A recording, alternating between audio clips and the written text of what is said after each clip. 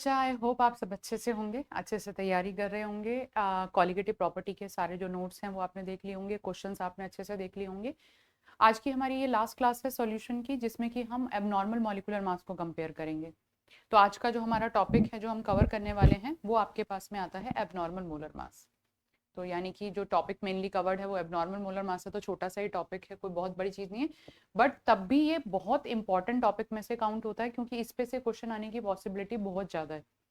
बीच में ये थोड़े टाइम के लिए डिडक्ट हो गया था, बट अभी ये दोबारा ऐड हुआ है, तो फिर इस पे से मुझे लगता है कि क्वेश्चन आने की पॉसिबिलिटी बहुत ही ज़्यादा है। यानी कि मेरे लिए ये एक हॉट टॉपिक है कि मैं अगर आपसे कहूँ कि यहाँ से क्वेश्चन आने की पॉसिबिलिटी जेई जेई मेंस में या फिर आपके पास में सीबीएसई में बहुत ज़्यादा पॉसिबिलिटी है कि आपके पास में यहाँ से क्वेश्चन आएंगे। सबसे पहले एबनॉर्मल मोलर मासेस होते क्या हैं? देखो, अभी तक जो आपने पढ़ा है, जो कॉलिगेटिव प्रॉपर्टी पढ़ी है, कॉलिगेटिव प्रॉपर्टी की हमने बात करी थी कि those property which depend upon the number of solute particle, not on the nature of solute particle, जो नंबर ऑफ सॉल्यूट पार्टिकल पे डिपेंड कर रही है। अब माना आपने कोई कंपाउंड ऐसा डिसॉल्व किया, जैसे कि फॉर एग्जाम्पल अगर मैं यहाँ पे लूं कि मुझे एक ये दो कंटेनर दिए हैं, ठीक है। अब एक कंटेनर ऐसा है जिसमें मैंने सॉल्यूट को डिसॉल्व किया, और सॉल्यूट को डिसॉल्व करके ये मेरे पास में इसके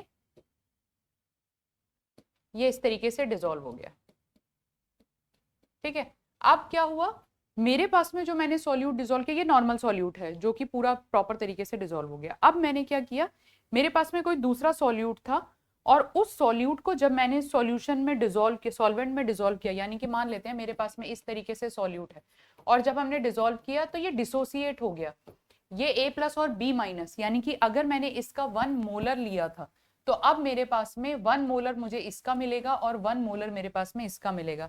यानी कि जो नंबर ऑफ सॉल्यूट पार्टिकल हैं वो ज्यादा हो जाएंगे। तो अब अगर मेरे पास में पहले इतने सॉल्यूट पार्टिकल थे, अब जब आपने डिसॉल्व किया तो दोनों के उतने ही डबल हो जाएंगे। और जैसे ही number of solute particle increase कर गए तो आपकी कॉलिगेटिव प्रॉपर्टी चेंज कर जाएगी। यानी कि अगर आपने किसी सॉल्यूट को सॉल्वेंट में डिसॉल्व किया और डिसॉल्व करने के बाद में या तो वो पार्टिकल आपका एसोसिएट हो गया या वो पार्टिकल आपका डिसोसिएट हो गया। ये जो मैंने यहाँ पे लिखा है ये डिसोसिएशन है, ये आपका डिसोसिएशन है, ये आपका डिसोसिएट हो गया। ये भी तो हो सकता है कि वो अगर हमने डिसॉल्व किया और वो एसोसिएट हो गया। एसोसिएट का मतलब कि आपके ए बी थे, आपने एन मॉलिक्यूल डिसॉल्व किए, या फिर मान लो 2 किए या 3 किए, जो भी किए आपने यहाँ पे 3 किए, और एसोसिएट होने के बाद में ये आपके तीनों मॉलिक्यूल आपस में जुड़ गए। यानी कि अगर इनिशियली मेरे पास में 3 मोलर था तो यहाँ पे मेरे पास में 3/3 यानी कि 1 मोलर रह जाएगा। तो उस केस में जो आपके पास में कंसेंट्रेशन होगी वो कम हो जाएगी, सॉल्यूट की जो कंसेंट्रेशन है वो और कम हो जाएगी। तो अगर एसोसिएशन हुआ है तो एसोसिएशन होने पे आपके पास में इस तरीके से हो जाएगा कि जितने पहले पार्टिकल थे अब उसके कंपैरेटिवली आपके पास में पार्टिकल कम हो गए। तो दोनों ही केस में नंबर ऑफ सॉल्यूट पार्टिकल आपके चेंज हो रहे हैं, और जब आपके number of solute particle change हो रहे हैं तो कॉलिगेटिव प्रॉपर्टी ऑटोमेटिकली चेंज होंगी ही होंगी। यानी कि अब इस केस में आपके पास में एबनॉर्मल मॉलिक्यूलर मास को हम डिफाइन करते हैं, ये हमारे पास में आता है when the molar mass of the substance calculated from the measurement of any colligative properties such as lowering in vapor pressure, elevation of boiling point, depression in freezing point and osmotic pressure comes out to be different, higher or lower than the theoretical value। यानी कि जो आपकी theoretical value है और आपने जब उसको colligative property के अकॉर्डिंग जब मोलर मास कैलकुलेट किया और वो जो मोलर मास है वो कैलकुलेटेड या थियोरिटिकल प्रॉपर्टी के अकॉर्डिंग डिफरेंट आ रहा है, तो उस केस में आपके पास में जो मोलर मास आता है वो एबनॉर्मल मोलर मास आता है। तो ये चीज आपके पास में इंपॉर्टेंट हो जाती है। इसमें रिलेटिव लोअरिंग ऑफ मतलब ये हमारे पास में एबनॉर्मल मॉलिक्यूलर मास हम इस तरीके से कैलकुलेट करते हैं। यानी कि अगर मैं बात करूं कि मेरे पास में आता है कि इसके रीजन क्या है, आप एबनॉर्मल मॉलिक्यूलर मास कैलकुलेट जब आपके पास में एबनॉर्मल मॉलिक्यूलर मास आता है तो उसके रीजन क्या है, तो मैंने आपको बताया या तो आपका मॉलिक्यूल एसोसिएट हो रहा है या आपका मॉलिक्यूल डिसोसिएट हो रहा है। यानी कि the abnormality arise because of the solute particle में अंडरगो एसोसिएशन और में अंडरगो डिसोसिएशन। एसोसिएशन का मतलब या तो वो आपस में आके कंबाइन हो गए हैं, डिसोसिएशन का मतलब वो आके ब्रेक हो गए हैं। अगर आपका मॉलिक्यूल डिसोसिएट हो रहा है तो उस केस में जैसे कि मैं अगर NaCl का एग्जांपल ले लूं, तो NaCl के केस में जब आपका मॉलिक्यूल डिसोसिएट होगा तो Na+Cl- बनेगा, यानी कि अगर आपने यहां से 1 मोलर लिया था तो आपके पास में इनिशियली ये 0 थे और एट द एंड ये 0 हो गया, ये आपके पास में 1 मोलर हो गया, ये आपके पास में 1 मोलर हो गया। तो जो आपने 1 मोलर लिया था एट द एंड वो आपके पास में टोटल 2 मोलर हो गए हैं। तो यहाँ पे आपके पास में जो कॉलिगेटिव प्रॉपर्टी होगी, more particle than expected so observed molar mass is lower than expected value. ये अभी हम बात करते हैं क्योंकि मोल्स बढ़ गए हैं, सॉल्यूट पार्टिकल के मोल्स बढ़ गए। और associated less number of particle than expected so observed molar mass is higher than the calculated value. Actual में आपके पास में क्या होता है, colligative property inversely proportional to molar mass होती है। तो आपके पास में मोलर मास जितना ज्यादा होगा कॉलिगेटिव प्रॉपर्टी उतनी ही कम हो जाएगी, या फिर अगर आपकी कॉलिगेटिव प्रॉपर्टी बढ़ेगी तो मोलर मास उतना ही कम हो जाएगा। तो हमारे पास में आता है more particle than expected so the observed molar mass is lower. तो आपके पास में कॉलिगेटिव प्रॉपर्टी ज्यादा हो गई और उसके अकॉर्डिंग जो मोलर मास है वो लोअर हो गया। तो अब आपने जो कॉलिगेटिव प्रॉपर्टी पढ़ी थी वो 4 तरीके की कॉलिगेटिव प्रॉपर्टी पढ़ी थी। आपने पढ़ा था relative lowering in vapour pressure is equals to mole fraction of solute. दूसरा आपने पढ़ा था delta TB is equals to KB into M molality. यहाँ पे आपके पास में था delta TF is equals to KF into M, और फिर आपके पास में आती है pi is equals to CRT। ठीक है, तो यहाँ पे अब आपके पास में जो मॉलिक्यूल है उसका एबनॉर्मेलिटी कितनी आ रही है, आप कैसे कैलकुलेट करोगे कि आपका जो मोलर मास जो आपने कैलकुलेट किया वो एबनॉर्मल मोलर मास आ रहा है। वो हम कैलकुलेट करते हैं आई फैक्टर से, जिसे कि हम बोलते हैं van't Hoff factor. Van't Hoff factor क्या है, correction with the van't Hoff factor to account association और डिसोसिएशन, यानी कि आपका मॉलिक्यूल कितना एसोसिएट हो रहा है और कितना डिसोसिएट हो रहा है उसके अकॉर्डिंग आप वांट ऑफ फैक्टर कैलकुलेट करते हैं।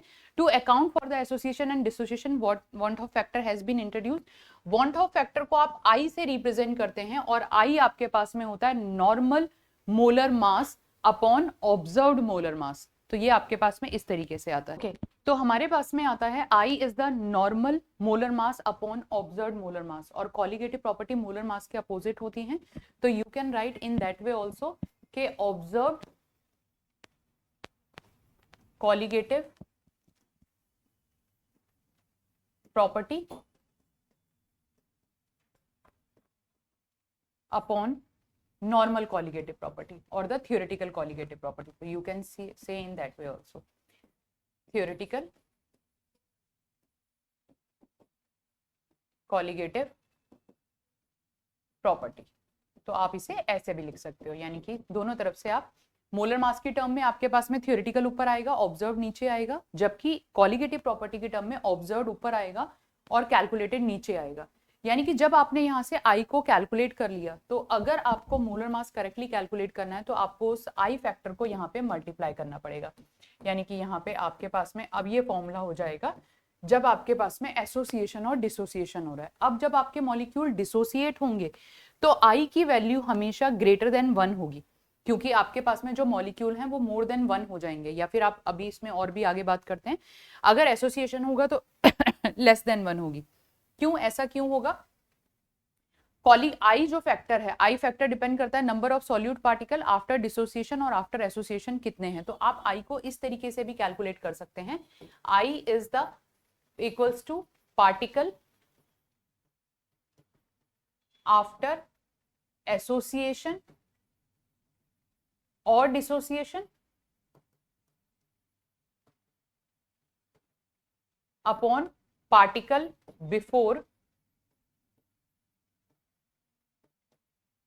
बिफोर एसोसिएशन और डिसोसिएशन। ठीक है, तो आप ऐसे भी कैलकुलेट कर सकते हो। अब अगर मेरे पास में एसोसिएशन हो रहा है तो जो मान लेते हैं आपका एसोसिएट होके 2 मॉलिक्यूल आपस में जुड़ गए हैं तो 2 से 1 बन गया। इस केस में आपके पास में अगर आपने इनिशियली 2 लिए थे और एसोसिएट होके 1 हो गए, आफ्टर एसोसिएशन 1 हो गए, तो आपके पास में आई की वैल्यू लेस देन 1 हो गई। अगर डिसोसिएशन, ये एसोसिएशन के लिए है, अगर डिसोसिएशन होता है तो आपके पास में यहाँ पे आएगा एसोसिएशन के लिए आप ए लिख सकते हैं, डिसोसिएशन के लिए आप डी लिख दो। तो उस केस में डिसोसिएट होकर अगर 2 बने हैं, इनिशियली आपने 1 लिया है, तो ये ग्रेटर देन 1 होगी। तो इस तरीके से आपके पास में आई की वैल्यू लेस देन 1 और ग्रेटर देन 1, अगर आपके पास में डिसोसिएशन हो रहा है तो ग्रेटर देन 1 होगी, और अगर आपके पास में एसोसिएशन हो रहा है तो लेस देन 1 होगी। ठीक है, ये आपके पास में आई फैक्टर आ गया। अब आता है आपके पास में कि आप आई की वैल्यू कैलकुलेट कैसे करते हैं। अगर आपके पास में डिसोसिएशन या एसोसिएशन हुआ है और अगर आपको आई की वैल्यू पता है या फिर आपको अल्फा की वैल्यू पता है, तो आपको नंबर ऑफ पार्टिकल्स निकालने हैं। तो यहाँ पे आपके पास में आता है calculation of degree of dissociation, calculation of degree of dissociation. सबसे पहली बात, अगर आपका पार्टिकल, जो भी आपने कंपाउंड लिया, जो भी आपने सॉल्यूट पार्टिकल लिया, अगर वो 100% डिसोसिएट है, तो जितने आपको पार्टिकल मिल रहे हैं वही उसकी आई वैल्यू होगी। जैसे कि फॉर एग्जांपल, अगर मैं NaCl जो मैंने अभी लिया था, NaCl की जगह अगर मैं ले लूं, मुझे माना MgCl2 दे रखा है और MgCl2 कंप्लीटली डिसोसिएट होगा, तो ये मेरे पास में Mg+2 और 2Cl नेगेटिव बनेंगे। तो अगर मेरे पास में इनिशियली ये 1 था, ये 0 थे, आफ्टर डिसोसिएशन ये 0 हो गया, ये 1 हो गया और ये 2 हो गया, तो टोटल पार्टिकल आपके पास में कितने हो गए आफ्टर डिसोसिएशन? 3 हो गए। तो आई की वैल्यू आप कैसे निकालोगे? 3/1, ये 3 हो जाएंगे। जितने भी पार्टिकल आपके डिसोसिएट होके आपको मिल रहे हैं वही आई की वैल्यू होगी, अगर आपका जो मॉलिक्यूल है वो 100% डिसोसिएट हो रहा है। बट अगर आपका, यानी कि यहाँ पे आपके पास में 100% डिसोसिएशन है, ये आपके पास में 100% डिसोसिएट हो रहा है। अब आपके पास में कोई पार्टिकल इस तरीके से दिया जो 100% डिसोसिएट नहीं हो रहा है। फॉर एग्जाम्पल, मेरे को AXBY दिया हुआ है हमें, तो हमारे पास में यहाँ पे XA प्लस BY बनेगा। इनिशियली अगर ये 0 है, when time t equals to 0, ये अगर 1 है तो ये दोनों 0 होंगे। एट पर्टिकुलर टाइम, किसी भी टाइम पर, अगर ये वैल्यू आपके पास में 1 माइनस अल्फा है, इसमें से अल्फा डिसोसिएट हो गया, तो ये मेरे पास में X अल्फा बनेगा, और ये मेरे पास में, इसको y भी लिखती हूं मैं, तो ये मेरे पास में Y अल्फा बनेगा। ठीक है, तो आफ्टर डिसोसिएशन टोटल आपके पास में कितने पार्टिकल होंगे, क्योंकि आई की वैल्यू आप ऐसे ही निकालते हो, after dissociation and after association. After dissociation कितने पार्टिकल हैं, बिफोर डिसोसिएशन कितने पार्टिकल थे? तो बिफोर डिसोसिएशन आपके पास में 1 पार्टिकल थे, आफ्टर डिसोसिएशन जो आपके पास में पार्टिकल आएंगे वो 1 minus alpha plus X alpha plus Y alpha. ठीक है, अब मेरे पास में X प्लस Y मिलके मैंने मान लिया कि मुझे N पार्टिकल मिल रहे हैं, टोटल जो पार्टिकल मिल रहे हैं वो X plus Y is equals to N है। तो यहां से अगर मैं अल्फा कॉमन ले लूं तो मेरे पास में आएगा ये अपॉन 1, तो यहाँ पे हमारे पास में आएगा 1 माइनस अल्फा, मैंने यहाँ पे अल्फा कॉमन लिया, X प्लस वाई, और X प्लस वाई की जगह मैं यहाँ पे N लिख दूंगी, तो मेरे पास में आएगा 1 minus alpha plus N alpha upon 1, और ये आई है। अब मैं अगर इसको कैलकुलेट करूंगी तो मेरे पास में आएगा alpha is equals to 1 alpha, ये मेरे पास में आई आया है, तो यहाँ पे मेरे पास में आएगा i is equals to 1 minus alpha plus N alpha. मैंने यहां से अल्फा कॉमन ले लिया तो मेरे पास में, या फिर माइनस अल्फा कॉमन ले लिया तो मेरे पास में आएगा यहाँ पे 1 माइनस N। ठीक है, अब मैंने क्या किया, 1 माइनस N को, या फिर पहले ये जो 1 वैल्यू इसको माइनस में ले आया, तो I minus 1 is equals to, या फिर प्लस अल्फा कॉमन ले लेते हैं, वो आपकी मर्जी है। यहाँ पे मैं प्लस अल्फा कर दूं तो ये मेरे पास में N माइनस 1 हो जाएगा, तो ये मेरे पास में आएगा I minus 1 upon N minus 1 is equal to alpha. Alpha आपके पास में डिग्री ऑफ डिसोसिएशन है कि आपका पार्टिकल कितना डिसोसिएट हो रहा है, 50% है, 30% है, 45% है, जो भी है, तो ये आपके पास में आता है degree of dissociation. Degree of dissociation, i आपके पास में वॉन्ट ऑफ फैक्टर है, ये आपके पास में वॉन्ट ऑफ फैक्टर आ गया, और एन आपके पास में नंबर ऑफ पार्टिकल हैं, कितने पार्टिकल आपके बन रहे हैं, नंबर ऑफ पार्टिकल। तो अगर आपके पास में 2 बन रहे हैं तो आप उसे 2 कर दोगे, अगर आपके पास में 3 बन रहे हैं तो आप उसे 3 कर दोगे। तो ये आपके पास में n की वैल्यू आती है। इस तरीके से आप डिग्री ऑफ डिसोसिएशन निकाल सकते हैं। अब अगर आपको डिग्री ऑफ डिसोसिएशन पता है तो आपके पास में डिसोसिएशन कांस्टेंट फॉर एसिड भी आता है, जो आपके पास में आता है K is equal to C alpha square. तो क्वेश्चन में आपको कॉम्बिनेशन करके, जेई मेंस के क्वेश्चन में ये क्वेश्चन आया हुआ था कि आपको कॉम्बिनेशन करके डिग्री ऑफ डिसोसिएशन भी पूछा था और आपसे के भी पूछा था, डिसोसिएशन कांस्टेंट फॉर एसिड भी पूछा था। तो आप इस तरीके से कंबाइन करके के ए की वैल्यू भी निकाल सकते हैं। अब हमारे पास में आता है calculation of degree of association. Calculation of degree of association. अब अगर आपके पार्टिकल एसोसिएट हो रहे हैं, फॉर एग्जांपल मैंने यहाँ पे ए बी लिया, एन या सिंपल ए ले लो, वो आपकी मर्जी है, और ये आपका एसोसिएट होके यहाँ पे इसने एन बना दिया। तो इनिशियली अगर मैंने ये 1 से स्टार्ट किया था तो ये मेरे पास में इनिशियली 0 था।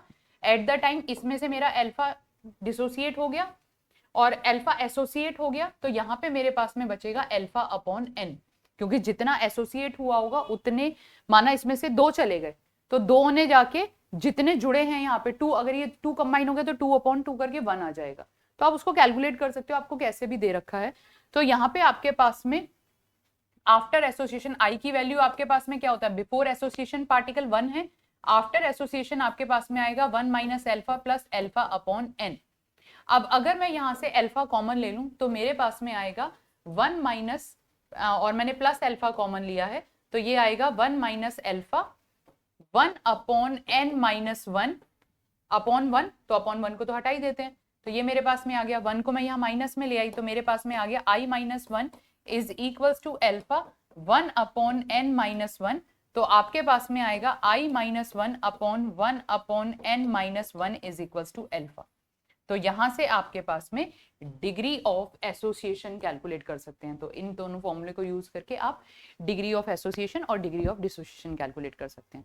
इसके अलावा आई की वैल्यू आप और एक तरीके से कैलकुलेट कर सकते हैं। आई की वैल्यू के अकॉर्डिंग आपके पास में ऑब्जर्व्ड कॉलिगेटिव प्रॉपर्टी और थियोरेटिकल कॉलिगेटिव प्रॉपर्टी, तो यानी कि आप डेल्टा आई ऑब्जर्व्ड अपॉन डेल्टा आई थियोरेटिकल करके भी कर सकते हैं कि आपके पास में डेल्टा जो टी था वो थियोरेटिकल कितना आया और ऑब्जर्व कितना हुआ, तो वहां से डेल्टा आई कह रही हूँ। तो आई की वैल्यू आप इस तरीके से भी कर सकते हैं कि delta T B observed upon delta T be calculated, आप इस तरीके से भी कर सकते हैं, मोलर मास की टर्म में भी कर सकते हैं। तो डिपेंड करता है आपको क्वेश्चन किस तरीके से दिया है। एनसीईआरटी में कुछ एग्जांपल्स दिए हुए हैं और कुछ एक्सरसाइज क्वेश्चन दे रखे हैं। डायरेक्टली एक एग्जांपल क्वेश्चन दिया हुआ है, काफी इंपॉर्टेंट है, उस पर क्वेश्चन कई बार आता है।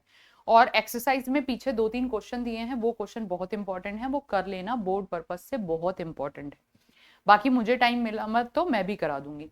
तो अब आपके पास में आता है यहाँ पे question, calculate the molar mass of a substance 1 gram of which when dissolve in 100 gram of water gives a solution boiling point 100.1 degree Celsius at a pressure of 1 atmospheric KB for the water 0.2 के kelvin पर मोल दे रखा है। तो ये तो simple सा question है, यानी कि यहाँ पे आपको calculate the Celsius at the pressure, KB for the water आपको दे रखा है। तो आपको पता है मोलैलिटी अगर आप निकालोगे तो मोलैलिटी, मोलर मास आपको कैलकुलेट करना है, molality is equals to 1 gram upon molar mass of that substance, जो कि आपके पास में MB है, और वाटर आपको 100 ग्राम दे रखा है तो मैंने इसे 0.00 kg लिख दिया। तो यहाँ से मेरे पास में मोलैलिटी आ जाएगी।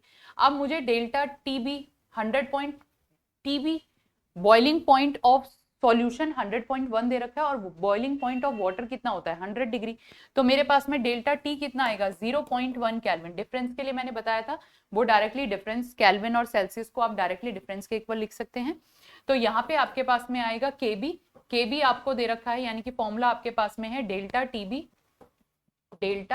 TB is equals to KB into M. ये क्वेश्चन तो मैंने लास्ट क्लास में भी बहुत सारे कराए थे। तो ये आपके पास में आ जाएगा 0.52 kg पर मोल, और मोलैलिटी आप यहाँ से मोलैलिटी में MB आप यहाँ पे लिख लेंगे तो ये आपके पास में आएगा 1 अपॉन MB इंटू 0.1 kg। तो kg से तो आपका kg कैंसिल हो गया और यहाँ पे आपके पास में ये केल्विन से केल्विन कैंसिल हो जाएगा, ये। तो अब जब मोलर मास आप कैलकुलेट करेंगे, मोलर मास ऑफ बी आपके पास में आएगा 0.52 अपॉन 0.1 और ये आपके पास में आ गया 0.1। तो यहाँ से आप इसे कैलकुलेट, बहुत इजीली कैलकुलेट हो जाएगा। तो डेसिमल से डेसिमल हट गया तो सीधे ही आपके पास में 52 ग्राम पर मोल मोलर मास आ जाएगा। तो इस तरीके से आप इजीली कैलकुलेट। हमारे पास में जेईई मेंस 2024 का क्वेश्चन है, we are given 3 NaCl solute samples and their van't Hoff factors. इनके वांट ऑफ फैक्टर हमें दे रखे हैं, आई की वैल्यू इनकी दे रखी है, मतलब आई दे रखा है। तो फॉर एग्जांपल हमें दिया है NaCl जो कि 0.1 मोलर है और ये इसके लिए आई की वैल्यू I1 है।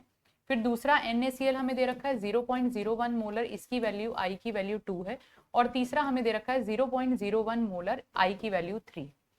हमें इन I1 और I2 और I3 का रिलेशनशिप बताना है कि ये किस तरीके से एक दूसरे के इक्वल होंगे या ग्रेटर होंगे या लेसर होंगे। अभी हमने एक फॉर्मूला निकाला, फॉर्मूले को यूज करते हुए चलते हैं। NaCl सबसे पहली बात आपके पास में स्ट्रॉन्ग इलेक्ट्रोलाइट है जो कि कंप्लीटली डिसोसिएट होता है, 100% डिसोसिएट होता है। अगर 100% डिसोसिएट होगा तो NaCl के लिए आपके पास में जो अल्फा की वैल्यू होगी वो 1 होगी।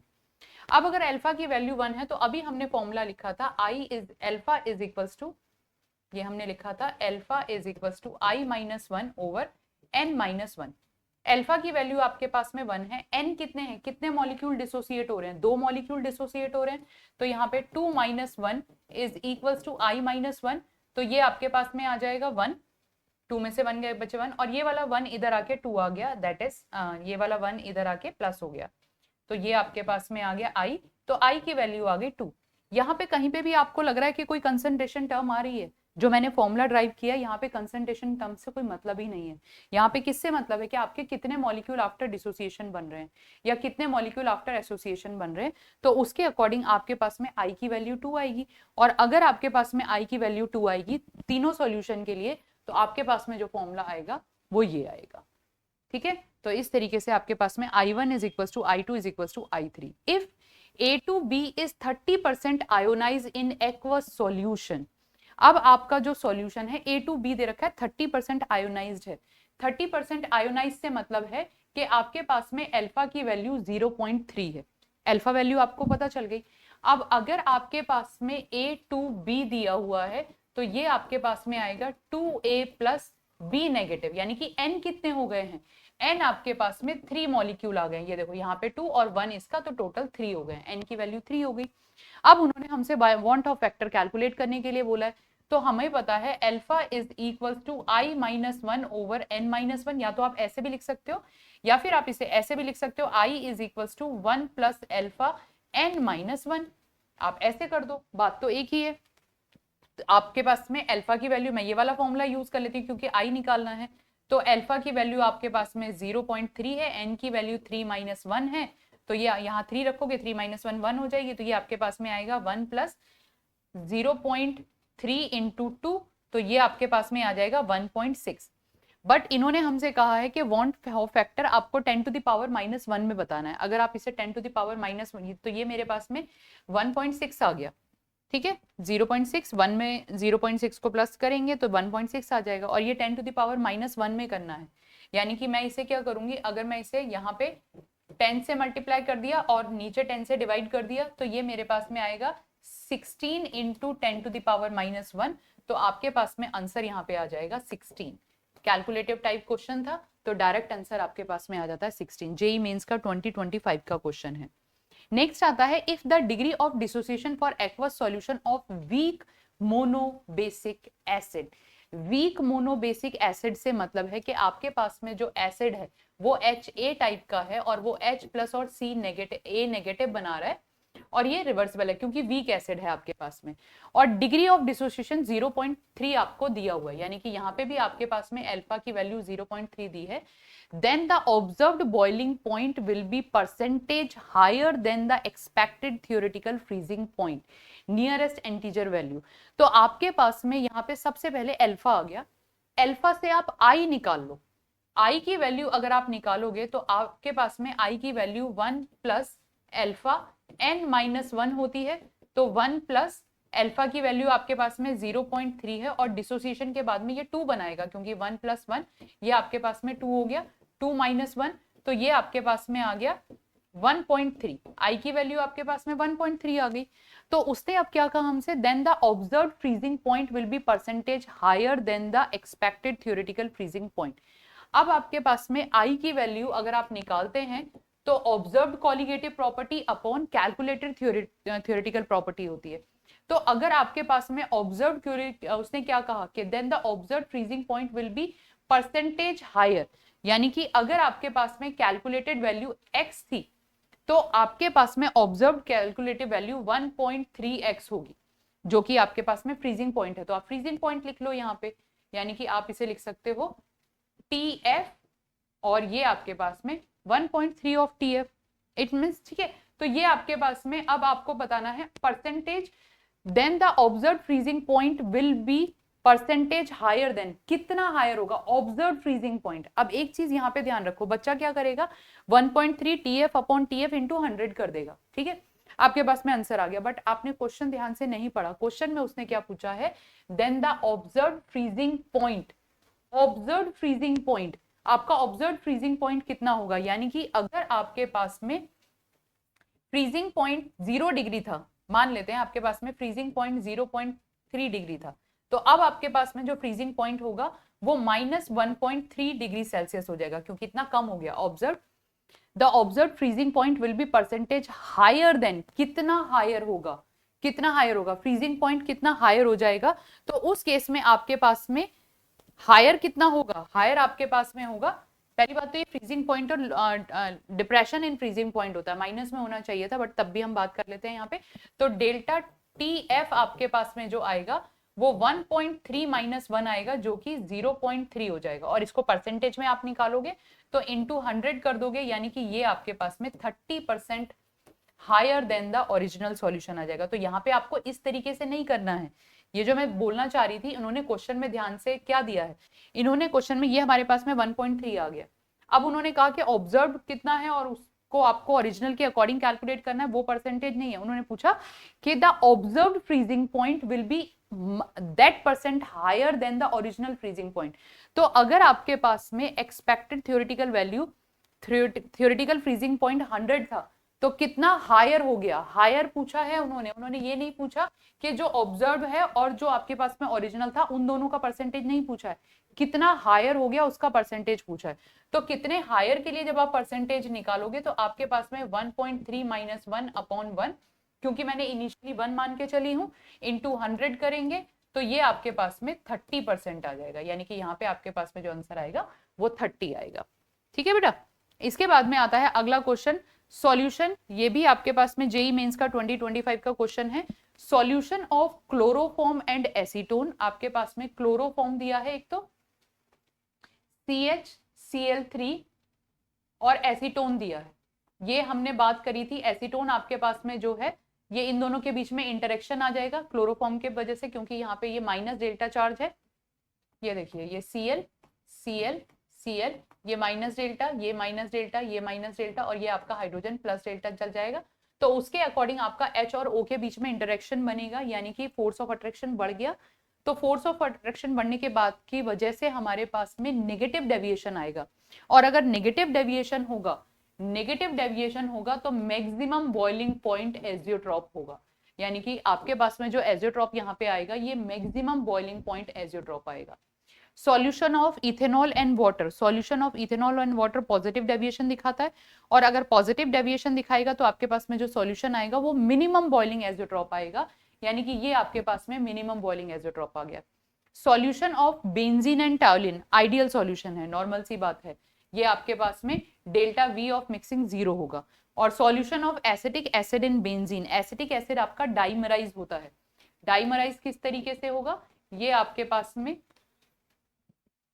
इस तरीके से ये मॉलिक्यूल डाइमर बना लेता है, ये आपके पास में डाइमर बना देगा, तो आपके पास में डी वाला ऑप्शन सेकंड आएगा, यानी कि ए का आपके पास में थर्ड, बी का आपके पास में फर्स्ट, सी का आपके पास में फोर्थ, तो ये तो आपके पास में फर्स्ट ऑप्शन ही आपके पास में करेक्ट ऑप्शन आ गया। जेई मेंस 2025 का क्वेश्चन है।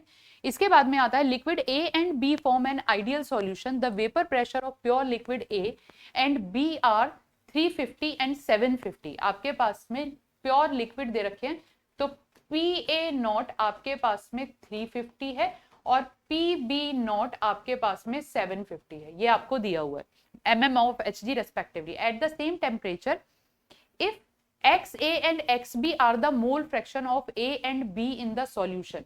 तो ये आपके पास में XA और XB mole fraction in solution है and YA and YB are the mole fraction of A and B in vapor phase then। अब आपके पास में वेपर फेज वाला मैंने आपको जो फॉर्मूला लिखवाया था वो मेरे पास में मैंने इस तरीके से लिखवाया था XAV, तो XAV लिख लो आप इसको, या आप इसको YA ले लो, ये दोनों एक ही चीज है। मैंने जो आपको फॉर्मूला लिखवाया था मैंने वो XAV करके करवाया था, यानी कि vapour pressure of A in vapour phase is equals to, ये आपके पास में आता है XA into PA naught upon PT, यही फॉर्मूला हमने किया था। और x, और इसे आप YA लिख सकते हो। दूसरा आपके पास में अगर वो फॉर्मूला आएगा वो YB के लिए आएगा, और YB के लिए फॉर्मूला आपके पास में आएगा XB into PB not upon PT। अब मेरे पास में ये दोनों इक्वेशन है, इन दोनों इक्वेशन को अगर मैं डिवाइड कर दूं, इक्वेशन 1 को इक्वेशन 2 से डिवाइड कर दूं, तो मेरे पास में ये और ये कैंसिल हो जाएंगे। तो यानी कि मेरे पास में यहाँ पे आएगा XA इंटू PA नॉट कितना दिया है 350, XB इंटू PB नॉट मेरे को कितना दिया है 750, that will be equals to YA into YB। ठीक है, अब आपको किस रिलेशनशिप में फॉर्मूला दे रखा है, XA upon XB is less than YA upon YB। XA upon XB is equal to YA upon YB equal तो नहीं आ रहा है, ये हाफ के इक्वल आ जाएगा, मैं इसे ऑलमोस्ट ले लेती हूँ। तो ये मेरे पास में आएगा XA XB इंटू 1/2, या फिर मैं 0.5 इसे कर रही हूँ, 0.5 is equals to YA upon YB। या फिर आप इसे ऐसे क्रॉस मल्टीप्लाई करके कर सकते हैं कि आपके पास में XA और जब आप XB को ले रहे हैं उसको 0.5 से मल्टीप्लाई कर रहे हैं तो वो आपके पास में YA और YB के इक्वल आ रहा है, यानी कि आपके पास में जो YA अपॉन YB है that will be less than XA upon XB। देखो बहुत सिंपल सा है, अब इसमें से अधिकतर बच्चों को समझ आ गया होगा, मुझे आगे कोई समझाने की जरूरत नहीं है, बट अभी भी कुछ बच्चों को यहाँ पे कंफ्यूजन हो गया होगा। तो एक बहुत चीज सिंपल से बहुत आराम से सोचो, आपके पास में YA अपॉन YB मान लेते हैं 1/2, ठीक है, तो ये YA अपॉन YB अगर ये 1/2 है और अगर मुझे XA अपॉन XB निकालना है तो मैं क्या करूंगी, मैं 0.5 को यहाँ पे डिवाइड में ले जाऊंगी, 0.5 को मैं यहाँ डिवाइड में ले जाऊंगी तो ये मेरे पास में 2 हो जाएगा और ये मेरे पास में आएगा 5 और ये मेरे पास में 1 आ गया। अब दोबारा देख लो, YA अपॉन YB की वैल्यू मैंने 0.5 ली थी, जबकि XA अपॉन XB की वैल्यू मेरे पास में निकल के 1 आ गई। तो XA upon XB is greater than YA upon YB आएगा। ठीक है, तो थोड़ा सा ध्यान कर लिया